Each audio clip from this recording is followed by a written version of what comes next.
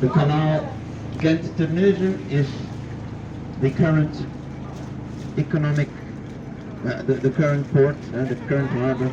Well, this used to be the harbour in the 12th century, the old grain harbour. As you can see, we became very rich through the trade of grain, all these nice facades. That is because from the 12th century onwards, Ghent was the only city in the county of Flanders to confiscate 25% of all the grain that passed through this port. Because this river, the Lys, has its source in the northern region of France, in Lisbourg. So that's where all the grain was coming from, and that grain wanted to go to the North Sea. Well, it passed this port, and Ghent confiscated 25%. That quarter was stocked in that grey building you see on your left. It's the oldest facade in this harbour, the old staple house. Well, you see, the grey building is built at a slight slant. The upper floors overhang the bottom of the building. It's made this way for the grain carriers who stood on top. Because this way the grain carriers could bring in the sacks of grain much easier. The sacks didn't break apart against the robust grey limestone wall.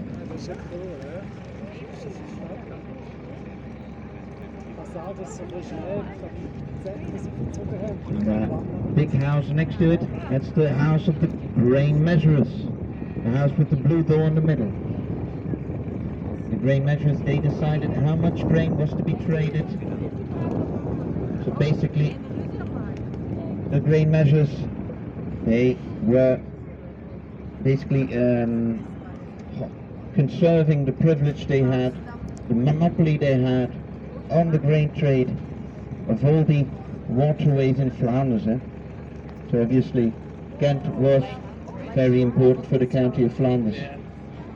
In the 14th century, believe it or not, this little city was the biggest, the most important city in Europe after Paris, of course. So with its 70,000 inhabitants, Ghent was bigger than London, bigger than Hamburg, bigger than Rotterdam, Amsterdam, you name it. And this bridge in front of us, the St. Michael's Bridge, is a younger proof that the grain was very important. It's the St. Michael's Bridge, a copy of the Pont Neuf de Paris, this famous bridge in Paris. It was built for the World Exposition of 1913, built to honor the French for their grain. Like I said, all the grain was harvested in the northern region of France, where the Lys has its source. The region was called Comté d'Artois, the county of Artesia. You might know the beer Stella Artois. Well, Artois is a reference to that region. And the same for the house on the corner here, World Exposition 1913. This time a copy of the Westminster Palace and the Big Ben. Just look at the clock tower. This time to honor the French for their wool. Grain was important, but wool was perhaps even more important, because with the wool we made the best textile in the world, Flemish cloth. So 9 million people came to visit the city in 1913. And over here they saw a celebration of France for their wool, a celebration of England, a celebration of France for their grain, a celebration of England for their wool in 1913, which is kind of tragic. It's tragic, but they didn't know about it because a year after the World War exploded.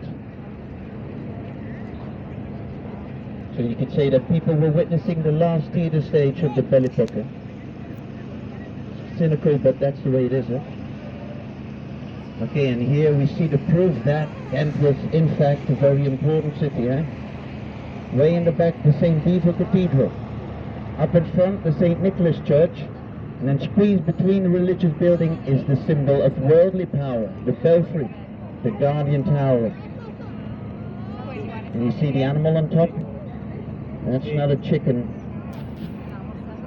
It's definitely not a cock, because that's a symbol of Wallonie. It's a golden dragon, protecting all the historical documents that are conserved inside. Documents such as the privilege to confiscate the grain.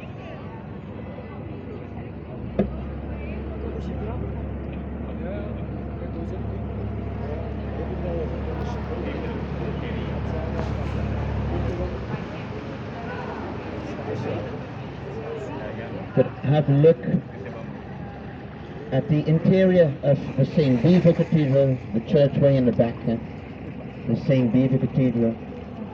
A sublime interior, a mix of Gothic and Classicism. Find a painting of Peter Paul Rubens, but you have to pay 14 euros if you want to see the world's most famous altarpiece. You see it on the graffiti wall on your left, a piece of the mystic lamp, the adoration of the mystic lamp, painted by Jan van Eyck in the 15th century. This man perfected the technique of oil painting.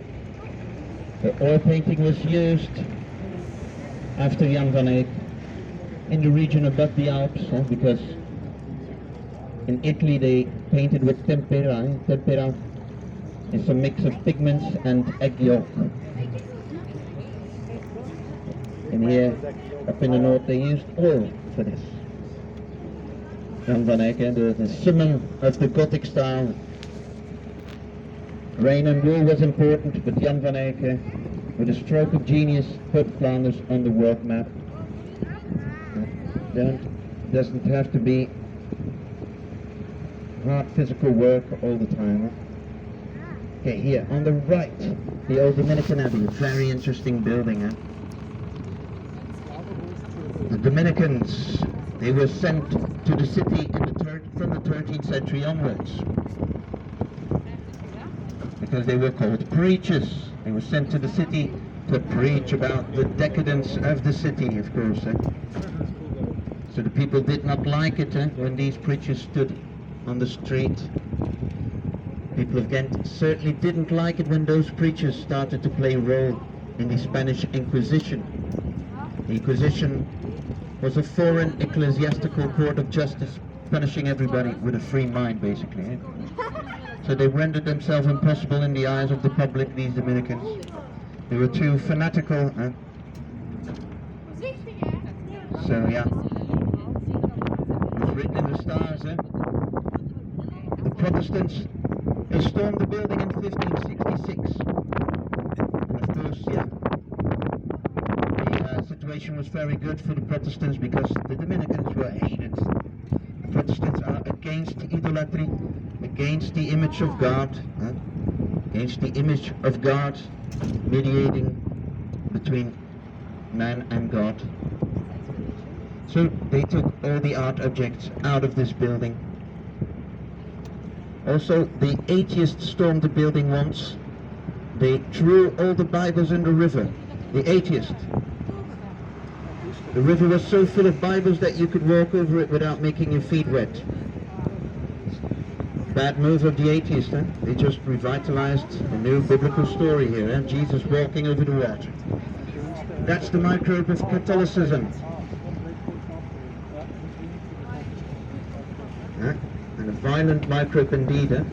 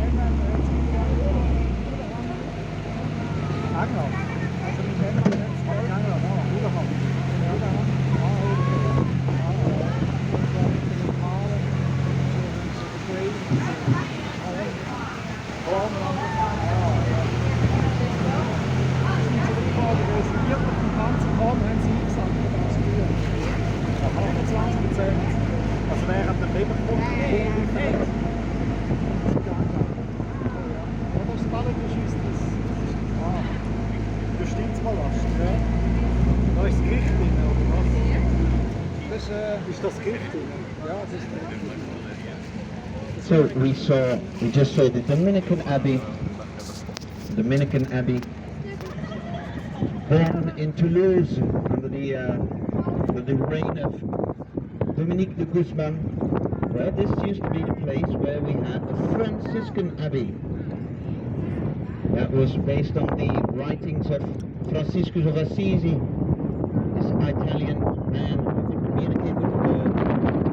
And sadly, this abbey was destroyed to set the Palace of Justice here in the 19th century. The typical neoclassical style. The old Palace of Justice. If you look at the front side of the facade, it's very typical for the 19th century. It's a Palladian front. So yeah, an architectural pattern based on the theories of Palladio, an Italian architect, who also inspired the building of the White House in Washington DC with the same pattern. So now we are going to navigate on the canal in front of us, connecting this river with the Scheldt, who is on the other side. This is the Lys. The Lys is a very small river, very poetic river with a lot of curves and meanders. This river is always represented as a woman. There you see the Lys ready to jump in her river. And the Scheldt is the biggest river. It goes straight through Antwerp. There you see the Scheldt ready to jump in the Lys. It's a true love story. But yeah, if the Scheldt were to dive over there, he would break his skull, without a doubt. The Lys, the female river, and the Scheldt, the male river. My error that I am essentializing here. Women, they can also go straight forward. It's not a problem for them. Okay, and 3 years ago, we celebrated Jan van Eyck. We called this year, oh my God, Jan van Eyck was here. So the city of Ghent invited artists. The artists, they were invited to work in the public space, to claim this public space. And there you see Adam and Eve on the green bridge, the two little statues. Clearly inspired by the Lamb of God. They traded their fig leaves for a new costume. And Eve is always associated with an apple, symbol of the first sin, the original sin. But Eve is holding a different kind of apple in her hands now. What could it be? What could it be? It's an iPhone. So in the eyes of the artist, new symbol of the original sin.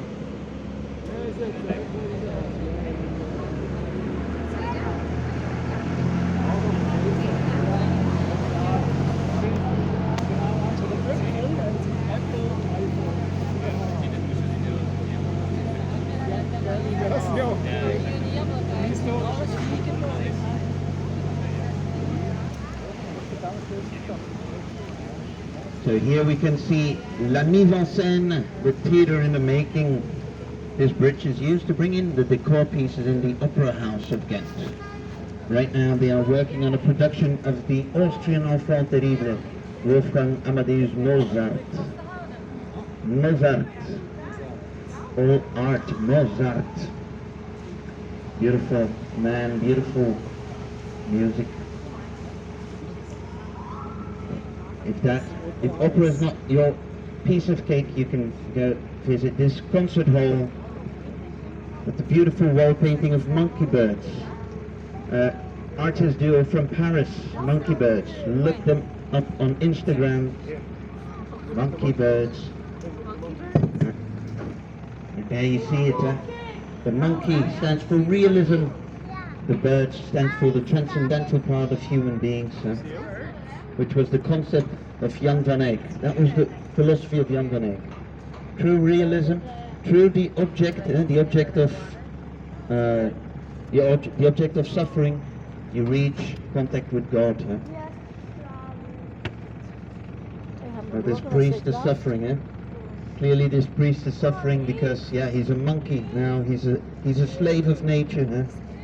Only the birds at his feet can probably deliver him. Huh? Of course not. He's going straight to hell. Huh? I'm joking. Huh? Okay. Here we have the Church of the Jesuits on your right, the St. Barbara Church. So we just saw the place where we had the Franciscan Abbey. This is the Jesuit Church. Is it a coincidence that Pope Franciscus is the first Jesuit to hold power in this papal state? I hope it is, because, yeah.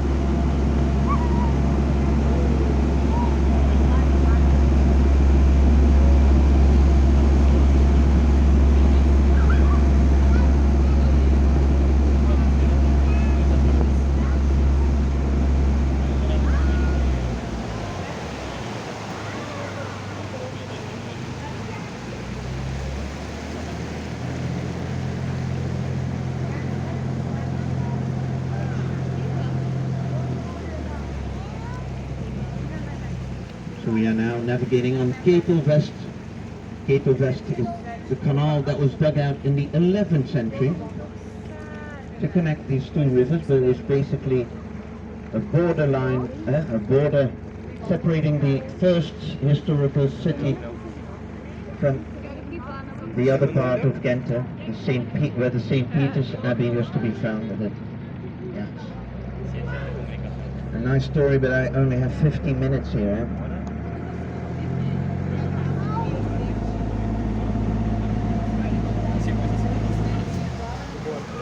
So we reached the Ghent. Zijn er Nederlandstaligen aan boord? Nee, deze plaats wordt de Waalse Krook genoemd. Krook is schippersjargon voor moeilijke bocht. Waals omdat alle koelen uit Wallonië hier werden verlost in de 19e eeuw. So this is called the Krook. It's named for our new city library. So that's the Krook over there. It should represent books stapled on each other. And very well done by the Spanish Architect Bureau. You can see the tree towers reflected in the window pane.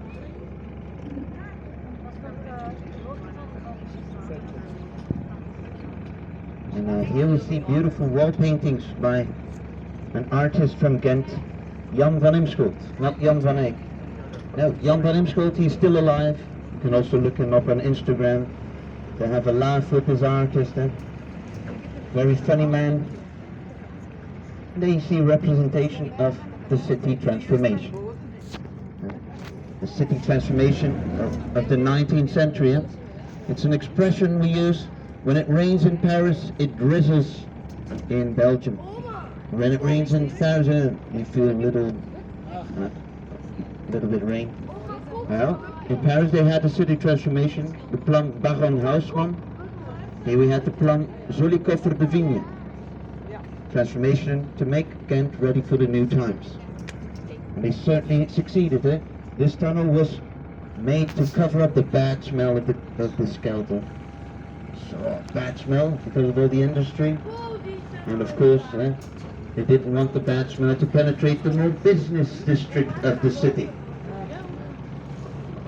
In modern times.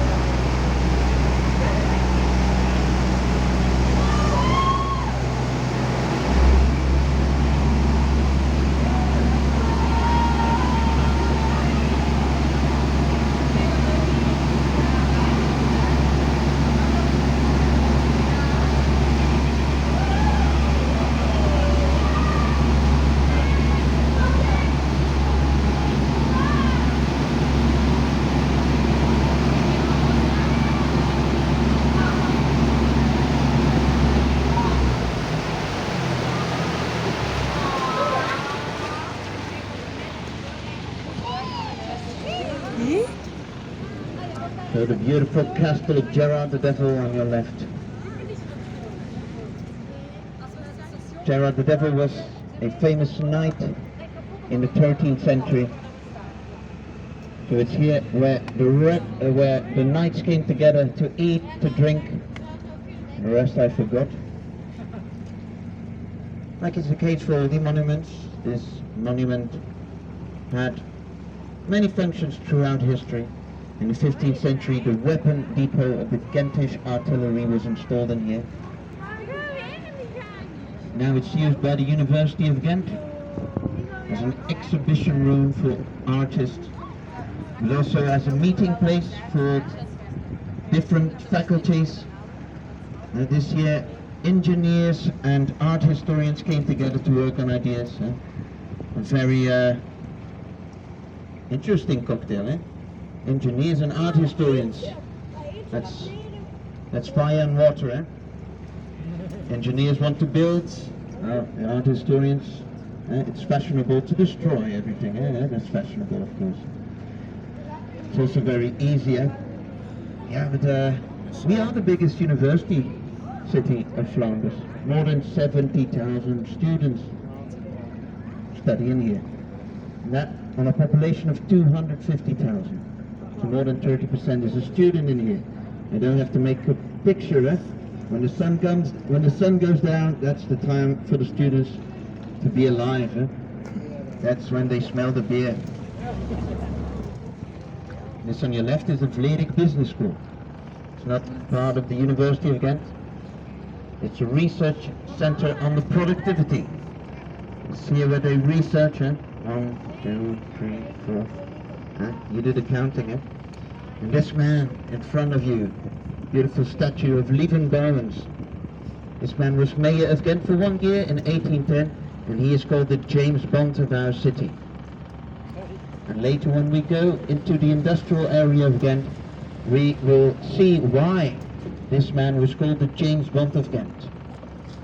We will see why he needed the protection of no one else other than Napoleon Bonaparte, of course.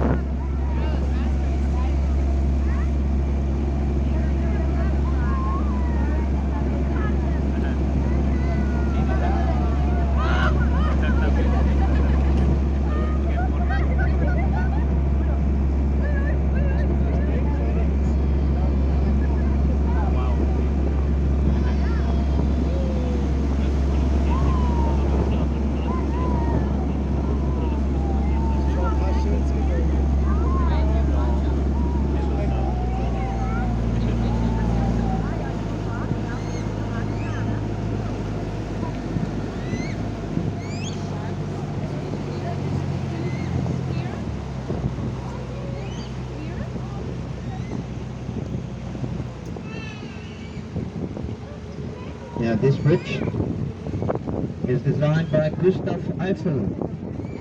Gustav Eiffel, this man who designed the metallic monster in Paris.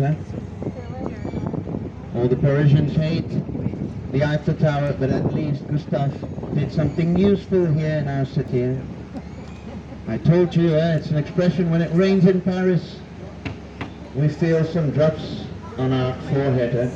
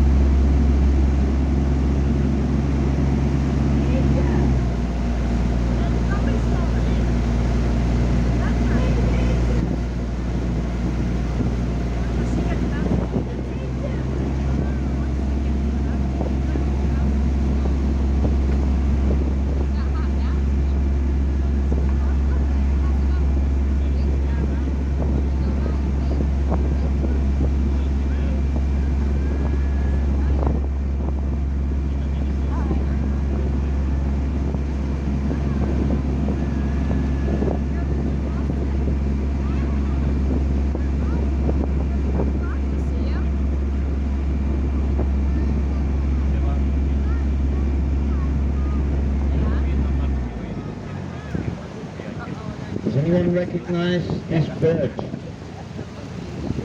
on the other side of the wall?